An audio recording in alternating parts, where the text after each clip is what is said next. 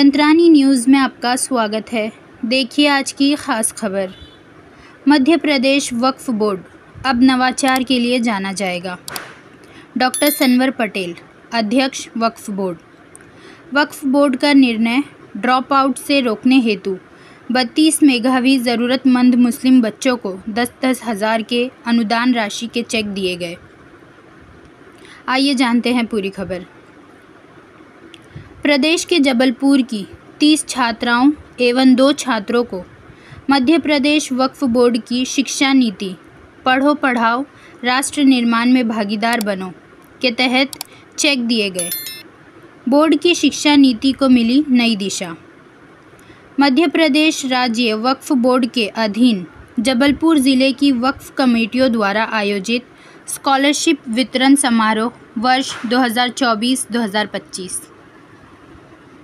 देश में प्रथम बार मध्य प्रदेश राज्य वक्फ बोर्ड द्वारा शिक्षा नीति पढ़ो पढ़ाओ एवं राष्ट्र निर्माण में भागीदार बनो बनाई गई।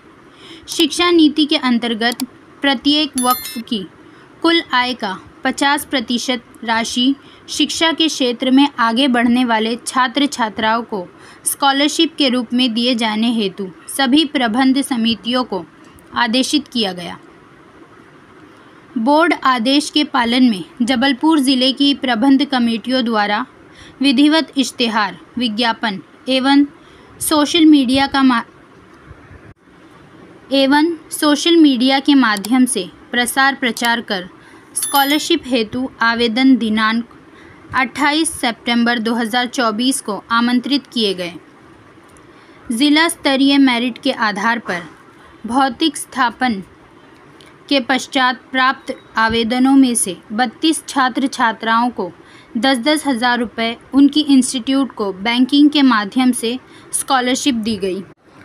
24 अक्टूबर 2024 स्कॉलरशिप वितरण वर्ष 2024-2025 के अवसर पर मध्य प्रदेश राज्य वक्फ बोर्ड के अधीन जबलपुर ज़िले की वक्फ कमेटियों द्वारा अंजुमन इस्लामिया मड़ाताल जबलपुर के 148वें स्थापना दिवस के रंगारंग समारोह में वितरित की गई। इस अवसर पर मध्य प्रदेश राज्य वक्फ बोर्ड के अध्यक्ष, भाजपा प्रदेश प्रवक्ता एवं कैबिनेट मंत्री दर्जा जनाब डॉक्टर सनवर पटेल साहब ने समारोह की अध्यक्षता की। अध्यक्ष डॉक्टर सनवर पटेल ने अपने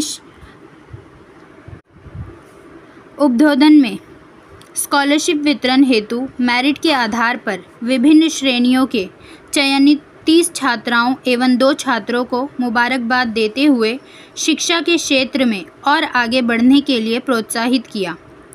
श्री पटेल ने ये भी बताया कि वक्फ जायदादों की कुल आमदनी का 93% संबंधित मुतवल्ली एवं प्रबंध समितियों के पास ही रहती है। इस आय का सही उपयोग करने के लिए मध्य प्रदेश वक्फ बोर्ड ने पूरे प्रदेश शिक्षा नीति पढ़ो पढ़ाओ एवं राष्ट्र निर्माण में भागीदार बनो के अंतर्गत आय का 50% केवल शिक्षा पर खर्च करने हेतु सर्कुलर जारी किया है। इससे समाज के आर्थिक रूप से कमज़ोर वर्ग के मेधावी छात्रों को ड्रॉप आउट से रोका जा सकेगा। समाज में जागरूकता आएगी एवं समाज शिक्षित होकर राष्ट्र निर्माण में सहयोगी बन सकेगा। पटेल ने बताया कि जबलपुर में स्कॉलरशिप वितरण हेतु दिनांक 28 सितंबर को विधिवत रूप से समाचार पत्रों में इश्तिहार के माध्यम से आवेदन आमंत्रित किए गए, जिसकी अंतिम तिथि 12 अक्टूबर 2024 निर्धारित की गई थी। उसके उपरांत पैम्पलेट एवं सोशल मीडिया के माध्यम से प्रचार प्रसार भी किया गया, जिसमें केवल 11वीं के छात्र छात्राओं से 10वीं कक्षा में प्राप्त अंकों के आधार पर आवेदन आमंत्रित किए गए। पारदर्शी प्रक्रिया अपनाकर तथा मेरिट के आधार पर भौतिक सत्यापन के पश्चात छात्रों की इंस्टीट्यूट के लिए बैंकिंग के माध्यम से 32 अभ्यर्थियों को स्कॉलरशिप प्रदान की गई। समारोह के मौके पर भारतीय जनता पार्टी जबलपुर के ज़िला अध्यक्ष श्री प्रभात साहू, भाजपा के प्रदेश कोषाध्यक्ष श्री अखिलेश जैन, व्यापारी प्रकोष्ठ के अध्यक्ष शरद अग्रवाल जी, भारतीय जनता पार्टी के वरिष्ठ नेता एस.के. मुद्दीन, मध्य प्रदेश वक्फ बोर्ड के सदस्य श्री अहदुल्ला उस्मानी, अंजुमन के अध्यक्ष अनवर अन्नू भाई, पूर्व पार्षद डॉक्टर रिजवान अंसारी, अल्पसंख्यक मोर्चा सुश्री रोजीना कुरैशी सहित वक्ताओं ने शिक्षा नीति को समाज के कमज़ोर वर्ग की मदद करने वाली योजना बताते हुए नीति की सराहना की। ज़िला वक्फ कमेटी जबलपुर के अध्यक्ष श्री शमसुल हसन, श्री कमर अली, अध्यक्ष वक्फ कब्रिस्तान गलगला, मोहम्मद आरिफ खान, अध्यक्ष वक्फ जामा मस्जिद जहांगीराबाद, श्री अनवारुल वाहिद, अध्यक्ष वक्फ दखनी मुसाफिर खाना, श्री अब्दुल शफीक कुरैशी, अध्यक्ष वक्फ जामा मस्जिद व कब्रिस्तान सदर बाज़ार जबलपुर का शिक्षा नीति पढ़ो पढ़ाओ एवं राष्ट्र निर्माण में भागीदार बनो के अंतर्गत स्कॉलरशिप में उल्लेखनीय योगदान रहा।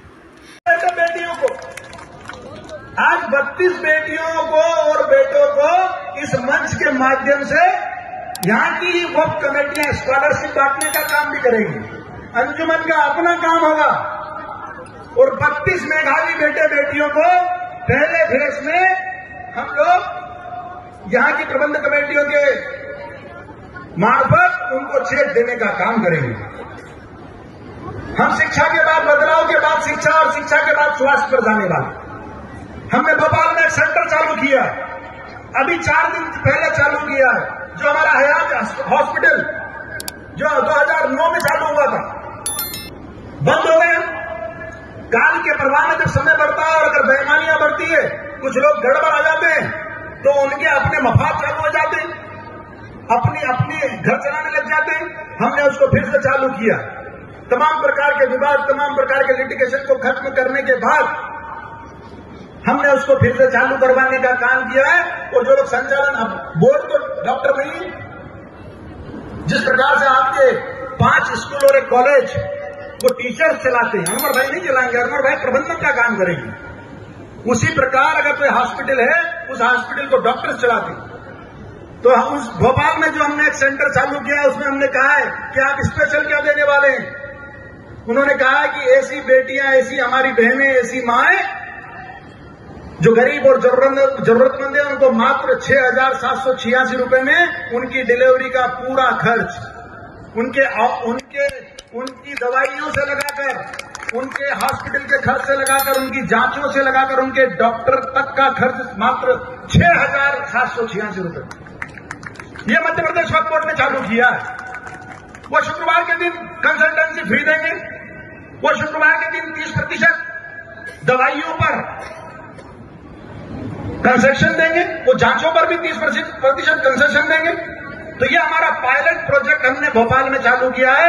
मैं अनवर भाई से आगे इसकी गुजारिश करूंगा। जिल्लुर रहमान साहब कहाँ हैं? जिल्लुर रहमान साहब और जकरिया साहब, इस शिक्षा नीति को लागू करने के बाद आप स्वास्थ्य में सभी संभागीय मुख्यालयों पर इसकी शुरुआत करें। कैसे गरीब जरूरतमंद लोगों का हम बेहतर इलाज कर पाए। ये इसलिए हमारे बुजुर्ग संपत्ति छोड़कर गए, ये इसलिए छोड़कर नहीं गए कि कुछ लोगों के घर चल जाएं, कुछ लोग दादागिरी से संस्थाओं पर कब्जा कर ले। मैं सम्माननीय प्रभात जी को और भारतीय जनता पार्टी की सरकार का शुक्रिया अदा करता हूं कि जबलपुर में जब ऐसा मौका आया और अनवर भाई को अध्यक्ष बनाया गया, तो अनवर भाई को सम्माननीय अध्यक्ष जी आपके सहयोग से और सरकार के सहयोग से कानूनन रूप से इन्होंने काम प्रारंभ किया और काम करने की शुरुआत। मैं आपका इस्तकबाल करता हूं और आप सब लोगों से भी गुजारिश करता हूं कि इस बात के लिए आप जोरदार एक बार ताली बजा दीजिए। अंजुमन के लोग, यहां के टीचर्स, यहां के बेटे बेटियों से भी मेरी गुजारिश है, क्योंकि मैं बोर्ड की बातें करूंगा तो पूरा दिन कर सकता हूं। प्रभात जी भाई साहब का जो संगठन है, उसे संगठन ने मुझे प्रदेश का प्रवक्ता बनाया, तो रोज आधा 1 घंटा बोलने की आदत है, लेकिन बेटे बेटियों की आदत नहीं है सुनने की, इसलिए मैं ज्यादा नहीं बोलूंगा। अब मैं बेटे बेटियों से बात करना चाहता हूं। मैं टीचर्स से बैठने वाला हूं। इस कार्यक्रम के बाद हम टीचर्स के साथ एक बैठक करने वाले हैं। इसके पहले हमने एक बैठक उनके साथ ऑनलाइन की थी, लेकिन आज थोड़ी हम बड़ी बैठक करेंगे। हम कैसे इस संस्थान को अच्छा चलाएं, कैसे इस संस्थान को स्वर्णिम काल की ओर लेकर जाएं। जो 148 साल पुराना संस्थान है, वो अपने सबसे बेहतर दौर में कैसे पहुंचे, इसके लिए हम बैठने वाले हैं। लेकिन फिर भी इस मंच से मैं बेटे बेटियों को कहना चाहता हूं, उसमें बेटे बेटी नहीं रहेंगे, कि आप अपना सबसे बेहतर दीजिए। यह कॉलेज की बेटियां भी है और स्कूल के बच्चे भी हैं। आप अपना 100% अपनी शिक्षा पर दीजिए। इसका यह मतलब नहीं कि सिर्फ शिक्षा ही, अगर अदर एक्टिविटीज में आप हैं, स्पोर्ट्स में हैं, कल्चरल एक्टिविटीज में हैं, आप उसमें भी भाग लीजिए, लेकिन अपना 100% दीजिए। मैं टीचर से भी कहना चाहता हूं कि आपके संस्थान में, आपके कैंपस में पढ़ाई का माहौल बने, माहौल एकेडमिक हो, बेटे बेटी पढ़ने आए और टीचर पढ़ाने आए। टीचर का काम है कि उनका विकास करे। कौन बेटे बेटी किस विधा में अच्छे हो सकते हैं, वो काउंसलिंग करे, उनके माता पिताओं से भी संपर्क रखे। उनके माता पिताओं से न केवल पेरेंट टीचर मीटिंग में, पेरेंट टीचर मीटिंग तो अनिवार्य करना ही है, उसके अलावा भी आपका निजी, आपका व्यक्तिगत संवाद हो। इन बेटे बेटियों में जो प्रतिभा है उनको निखारें। और बेटे बेटियों से मेरी गुजारिश है कि आप अपने माँ बाप के फर्माबरदार बनिए। अपने दादा दादी अगर घर में है तो उनसे बात कीजिए, और एक बार नहीं, रोज बात कीजिए। वो आपके वेलविशर हैं, वो पुराने ख्याल आपके हो सकते हैं, वो बुजुर्ग हो सकते हैं, लेकिन उनसे बड़ा कोई आपका दोस्त नहीं हो सकता। वो आपके दोस्त हैं, वो आपके वेलविशर हैं। अगर वो पढ़े लिखे नहीं है तो भी उनसे अपने सर पर उनका हाथ रखवाइए। ऐसी ही ताज़ा खबरों के लिए देखते रहिए लंत्रानी न्यूज़ लाइव। लाइक कीजिए, सब्सक्राइब कीजिए और शेयर कीजिए। बेल आइकॉन का बटन दबाना ना भूलिए और देखते रहिए लंत्रानी न्यूज़ लाइव।